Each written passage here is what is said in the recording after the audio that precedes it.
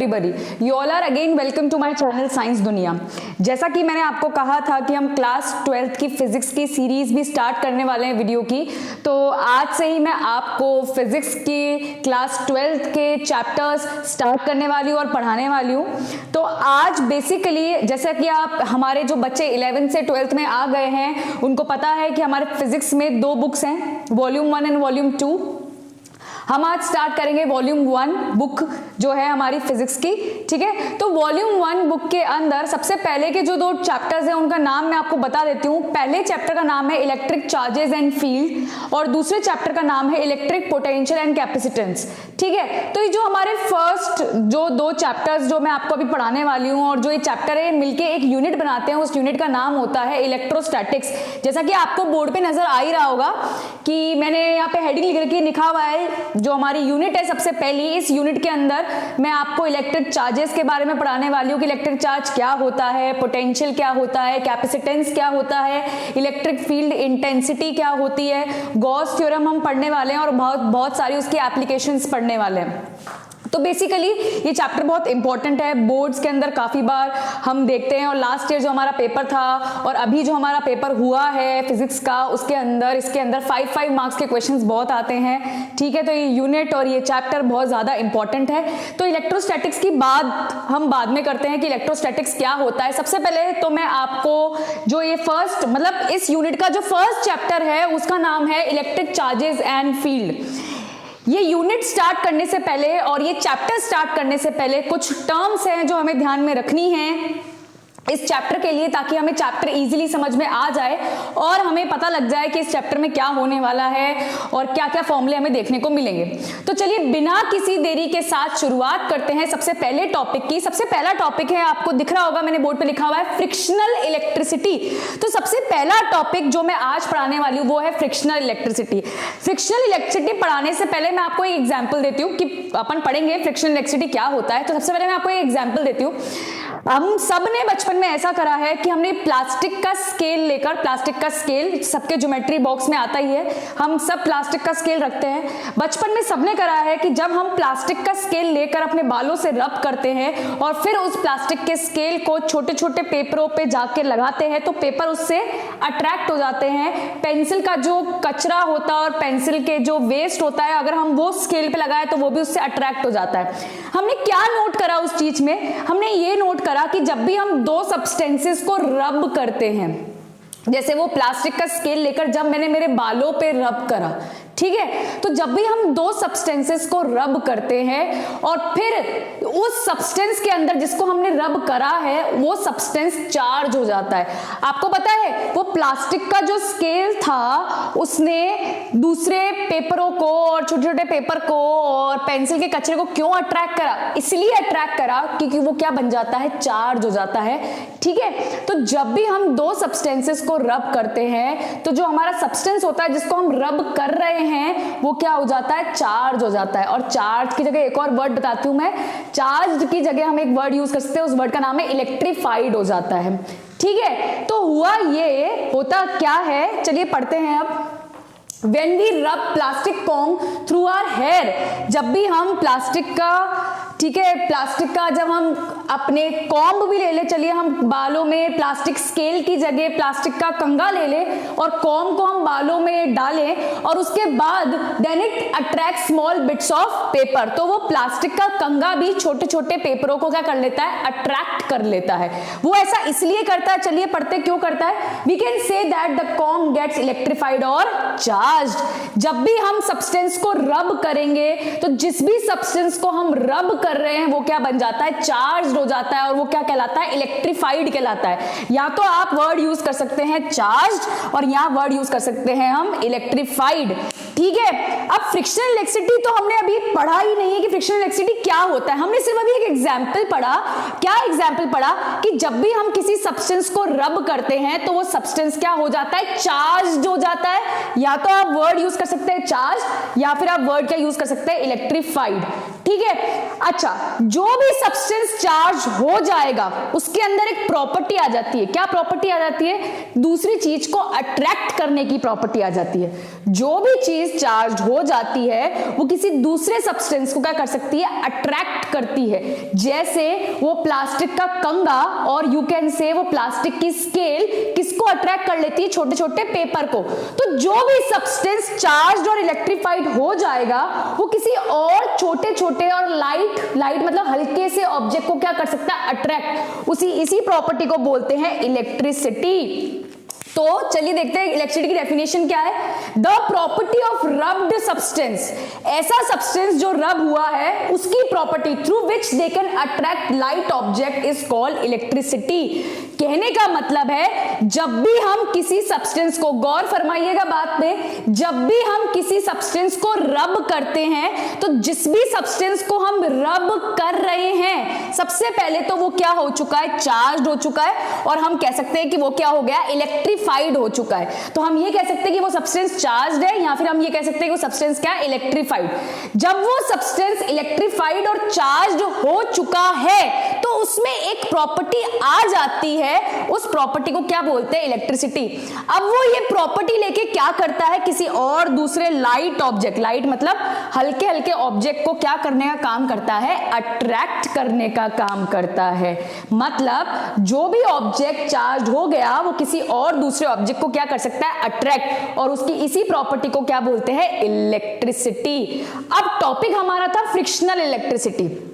तो frictional electricity क्या होता है, ऐसी इलेक्ट्रिसिटी जो रबिंग की वजह से आती है उसको बोलते हैं फ्रिक्शनल इलेक्ट्रिसिटी। जैसे फॉर एग्जांपल अभी मैंने आपको बताया कि हमने कोम मतलब हमने कंगा लेकर बालों में डाला और उसको रब करा बालों में, या फिर हमने स्केल लेकर बालों पे लगाया प्लास्टिक का।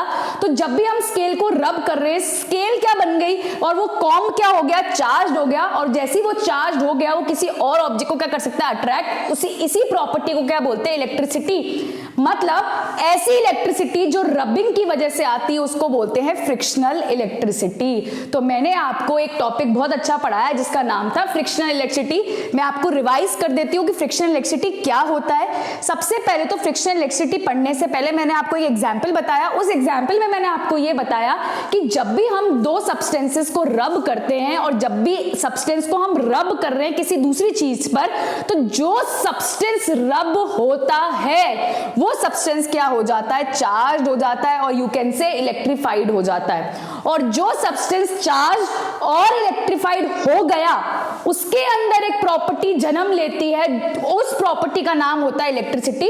वो ये प्रॉपर्टी के थ्रू किसी और ऑब्जेक्ट को क्या कर सकता है, अट्रैक्ट कर सकता है। और ऐसी इलेक्ट्रिसिटी जो रबिंग की वजह से जन्म लेती है उस इलेक्ट्रिसिटी को बोलते हैं फ्रिक्शनल इलेक्ट्रिसिटी।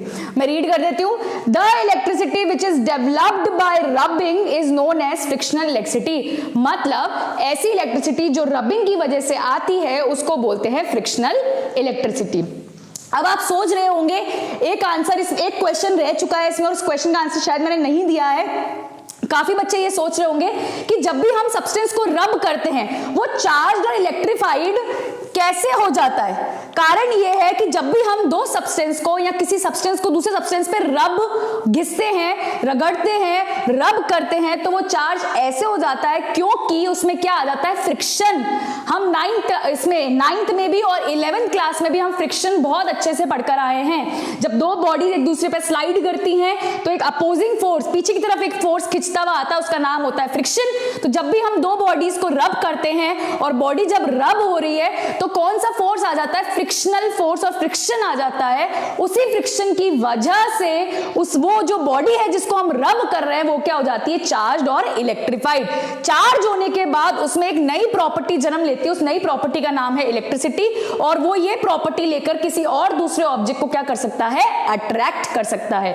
और ऐसी इलेक्ट्रिसिटी जो रबिंग की वजह से आती है उसको बोलते हैं फ्रिक्शनल इलेक्ट्रिसिटी। आई होप आपको ये साइड बिल्कुल समझ में आ गई होगी, जिसमें मैंने सिर्फ आपको एक एग्जाम्पल दिया है और साथ साथ समझाया है कि what do you mean bye frictional electricity. ये तो छोटी सी एक शुरुआत थी बेसिक टर्म के साथ जो हम चैप्टर पढ़ रहे हैं और जो यूनिट हम पढ़ रहे हैं। चलिए अब मेजर चीज पे आते हैं जो हम 10th में भी पढ़कर आ चुके हैं, जिसका नाम है हमारा चार्ज, जो हमने इलेक्ट्रिसिटी चैप्टर में पढ़ा है 10th के अंदर। वापस शुरू करते हैं चार्ज के साथ। डेफिनेशन है, what do you mean by electric charge. Electric charge पढ़ाने से पहले मैं आपको उसकी डेफिनेशन हिंदी में बहुत अच्छे से समझाती हूँ कि चार्ज क्या होता है। सबको पता है कि चार्ज को डिनोट करते हैं स्मॉल क्यू, या फिर हम उसको डिनोट कर सकते हैं कैपिटल क्यू के साथ। या तो हम चार्ज को लिख सकते हैं स्मॉल क्यू में, या हम उसको लिख सकते हैं कैपिटल क्यू के अंदर। So basically what is electric charge, electric charge क्या होता है। सबसे पहले मैं आपको इलेक्ट्रिक चार्ज की डेफिनेशन बताती हूँ। फॉर एग्जाम्पल मान लीजिए कि एक सब्सटेंस है, या फिर मैं इसको कह सकती हूँ कि ये क्या है, एक मैटर। अब मैटर तो हमने सबने पढ़ा है। मैटर क्या होता है, जो भी चीज जगह घेरती है और जो भी चीज स्पेस ऑक्यूपाई करती है और जिसमें मास होता है उसको हम क्या बोलते हैं, मैटर बोलते हैं। अब हमने ये तो पढ़ लिया कि भाई मैटर है ये। हर मैटर किससे मिलके बनता है, एलिमेंट्री पार्टिकल से। अब आप कहेंगे यार ये एलिमेंट्री पार्टिकल्स क्या होते हैं, चलिए मैं आपको बताती हूं कि what do you mean by elementary particles. Every matter is made up of particles like electron, protons etcetera and etcetera. मतलब हर मैटर छोटे छोटे पार्टिकल्स से मिलके बना है। उन पार्टिकल्स को बोलते हैं elementary. Why elementary word is use, छोटे छोटे पार्टिकल्स हमारे को नॉर्मल आई और नेकेड आई से नजर नहीं आते हैं। ठीक है, तो मैं आपको बता रही हूं कि हर मैटर किससे मिलके बना है, एलिमेंट्री पार्टिकल्स से मिलके बना है। अच्छा, अब चार्ज क्या है और चार्ज इससे क्या रिलेटेड है, मैं आपको बताती हूं। चार्ज एक इंट्रिंसिक प्रॉपर्टी है। अब आप बोलेंगे इस इंट्रिंसिक वर्ड का मतलब, इंट्रिंसिक मतलब इनसाइड, अंदर की प्रॉपर्टी, और इनसाइड मतलब चार्ज एक प्रॉपर्टी है। इंट्रिंसिक मतलब अंदर की प्रॉपर्टी, पर किसकी प्रॉपर्टी, चार्ज एक इंट्रिंसिक प्रॉपर्टी तो है, पर किसकी प्रॉपर्टी है, एलिमेंट्री पार्टिकल्स की प्रॉपर्टी। मतलब चार्ज एक इंट्रिंसिक प्रॉपर्टी है elementary particles of a matter. आप वर्ड मैटर भी यूज कर सकते हैं और आप वर्ड सब्सटेंस भी यूज कर सकते हैं। मतलब चार्ज एक प्रॉपर्टी है, किसकी प्रॉपर्टी, एलिमेंट्री पार्टिकल्स की प्रॉपर्टी ऑफ अ मैटर और अ सब्सटेंस। अच्छा, अब ये प्रॉपर्टी एलिमेंट्री पार्टिकल्स की तो है, पर ये प्रॉपर्टी लेकर पार्टिकल करेगा क्या और ये सब्सटेंस करेगा क्या, क्योंकि सब्सटेंस ही तो इस पार्टिकल से मिलके बना है। देखिए मैटर मिलके बना है एलिमेंट्री पार्टिकल से, और एलिमेंट्री पार्टिकल्स के पास जो प्रॉपर्टी है उस प्रॉपर्टी का नाम क्या है, चार्ज। अब चार्ज लेकर ये पार्टिकल और ये मैटर करेगा क्या, ये ऐसे करते हैं कि ये इलेक्ट्रिक चार्ज और ये प्रॉपर्टी लेकर किसी दूसरे सब्सटेंस को या तो अट्रैक्ट करते हैं या क्या करते हैं, रिपेल। अट्रैक्ट मतलब या तो उसके पास खींचे चले जाएंगे, और रिपेल मतलब या तो उससे कहां भागे चले जाएंगे, दूर। चलिए मैं रीड करती हूं डेफिनेशन। अब electric charge, it is an intrinsic property of elementary particles like proton और इलेक्ट्रॉन, और you can write etcetera ETC. ठीक है, छोटे छोटे पार्टिकल्स को बोलते हैं एलिमेंट्री पार्टिकल्स।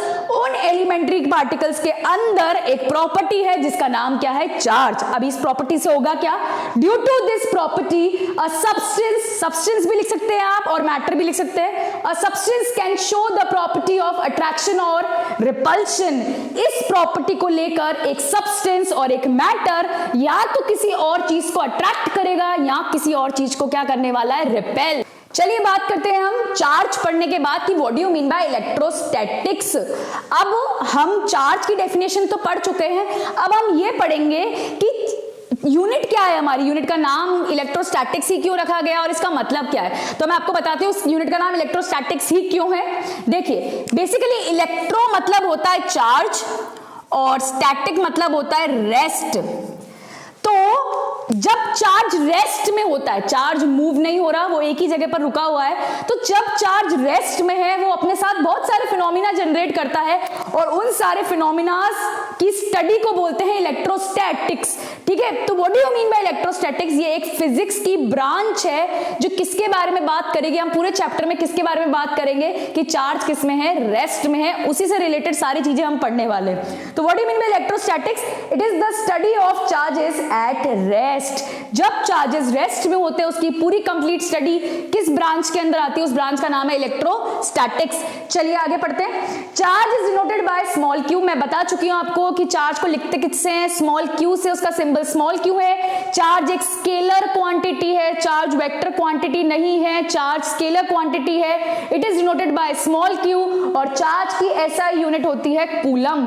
कूलम स्पेलिंग है COULOMB, जो आप 10th में भी पढ़ के आ चुके हैं।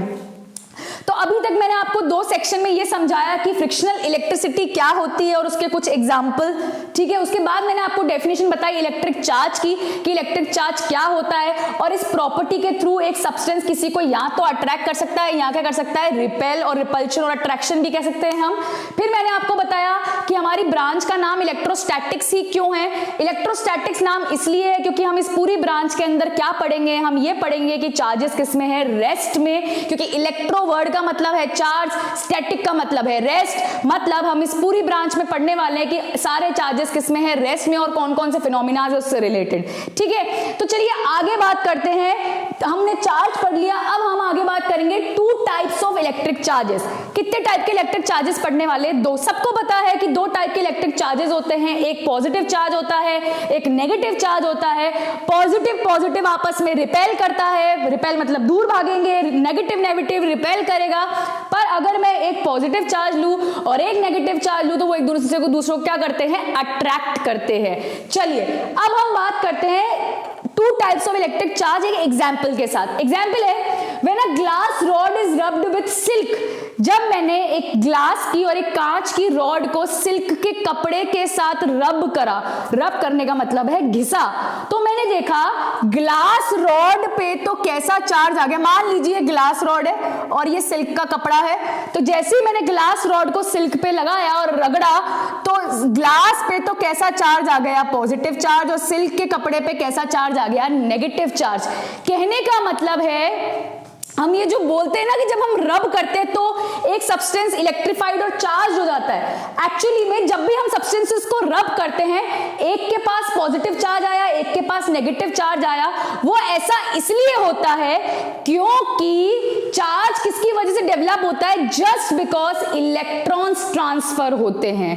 जब भी कोई सब्सटेंस इलेक्ट्रॉन देगा तो उस पर पॉजिटिव चार्ज आता है, जब भी कोई इलेक्ट्रॉन लेगा तो उस पर चार्ज क्या आता है, नेगेटिव। तो अगर मैं इस एग्जांपल को देखूं तो इसमें ग्लास की रॉड पे पॉजिटिव चार्ज है और सिल्क के कपड़े पर नेगेटिव चार्ज है।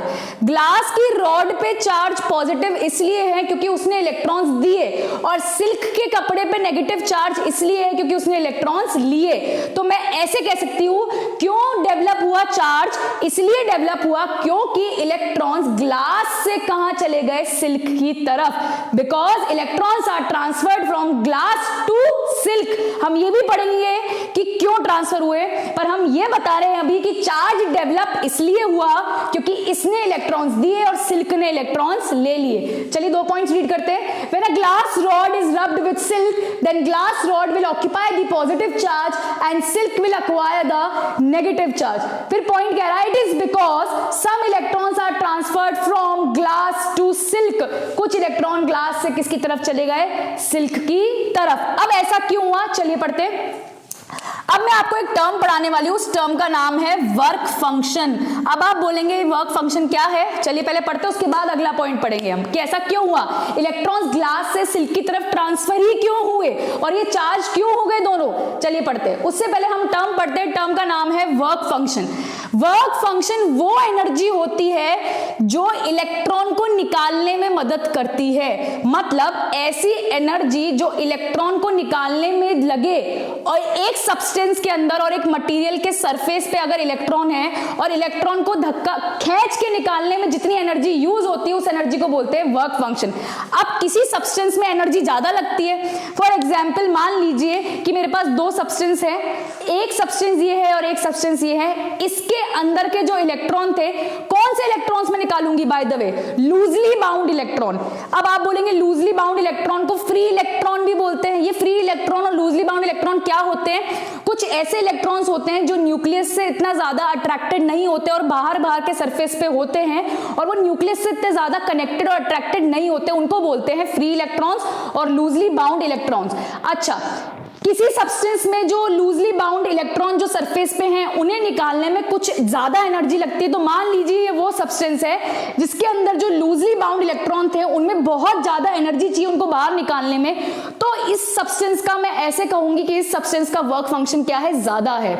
अगर इस सब्सटेंस के अंदर जो लूजली बाउंड इलेक्ट्रॉन थे उनको निकालने के लिए बड़ी कम एनर्जी की जरूरत थी, तो मैं ऐसे कह सकती हूँ कि इसका वर्क फंक्शन क्या है, कम है। सो बेसिकली हर सब्सटेंस का वर्क फंक्शन अलग अलग होता है। अब वर्क फंक्शन क्या होता है मैं फिर से बता देती हूँ। वर्क फंक्शन मतलब वो एनर्जी जो इलेक्ट्रॉन को निकालने में लगती है। अब सुनो बहुत ध्यान से, ग्लास के पास चार्ज पॉजिटिव था और सिल्क के पास नेगेटिव था। सिल्क के पास नेगेटिव इसलिए था क्योंकि इसने तो इलेक्ट्रॉन्स लिए, ग्लास ने अपने इलेक्ट्रॉन्स दिए, मतलब दोनों में से वर्क फंक्शन किसका कम है, ग्लास का, क्योंकि ग्लास को कम एनर्जी चाहिए थी तो फटाफट ग्लास के इलेक्ट्रॉन निकल गए और वो कहां चले गए, सिल्क की तरफ। तो मैं ऐसे कह सकती हूं कि ग्लास के अंदर वर्क फंक्शन क्या है, कम, और सिल्क के अंदर वर्क फंक्शन क्या है, ज्यादा। और इलेक्ट्रॉन्स हमेशा कहां से कहां ट्रैवल करते हैं, क्योंकि वहां क्यों गए इलेक्ट्रॉन, क्योंकि वहां तो एनर्जी बहुत ज्यादा चाहिए इलेक्ट्रॉन को निकालने में, तो इलेक्ट्रॉन निकलेंगे ही नहीं, तो उसने इलेक्ट्रॉन ले लिए क्योंकि वो निकाल ही नहीं दे रहा है, क्योंकि वहां पर वर्क फंक्शन क्या चाहिए था, ज्यादा चाहिए, मतलब वहां एनर्जी चाहिए ज्यादा और ग्लास को एनर्जी क्या चाहिए थी, कम चाहिए थी, तो फटाफट उसके इलेक्ट्रॉन निकल गए। तो हम ये भी कहते हैं इलेक्ट्रॉन्स ग्लास से सिल्क की तरफ तो गए, ठीक है, लेकिन हम ये कहते हैं कि इलेक्ट्रॉन्स ग्लास से सिल्क की तरफ इसलिए गए क्योंकि ग्लास का वर्क फंक्शन कम है और सिल्क का वर्क फंक्शन क्या है, हाई है। और मैं ऐसे भी कहूंगी कि electrons are transferred from lower work function to higher work function, जो हमारा लास्ट पॉइंट है, because electrons get transferred from material having lower work function to the material having higher work function. ठीक है, तो मैंने आपको ये 3 सेक्शन के अंदर आज स्टार्ट कराया फिजिक्स की फर्स्ट बुक का चैप्टर और यूनिट जिसका नाम था इलेक्ट्रोस्टैटिक्स, जिसमें मैंने आपको क्या क्या बताया। मैंने आपको बताया कि इलेक्ट्रिकल इलेक्ट्रिसिटी क्या होती है, ठीक है, उसका एग्जाम्पल दिया। फिर मैंने आपको बताया इलेक्ट्रिक चार्ज क्या होता है, इलेक्ट्रोस्टैटिक्स किसे बोलते हैं, और जो हम 2 टाइप के चार्ज के बारे में बात करते हैं, एक्चुअली वो चार्ज किसके थ्रू डेवलप होता है, just because of transfer of electron from the material having lower work function to the material having higher work function. और what do you mean by work function, ऐसी energy which is required to remove the electron from the surface of a material. एक material से electron निकालने में जितनी energy चाहिए वो कहलाती है वर्क फंक्शन। इलेक्ट्रॉन्स कैसे ट्रांसफर होते हैं, from lower work function to the material having higher work function. अगर आपको इस वीडियो में कोई भी प्रॉब्लम है तो प्लीज आप वो मुझे कमेंट सेक्शन में लिख सकते हैं, और अगर आपको मेरा वीडियो पसंद आए तो प्लीज इसको लाइक, शेयर और सब्सक्राइब करना मत भूले। Thank you so much.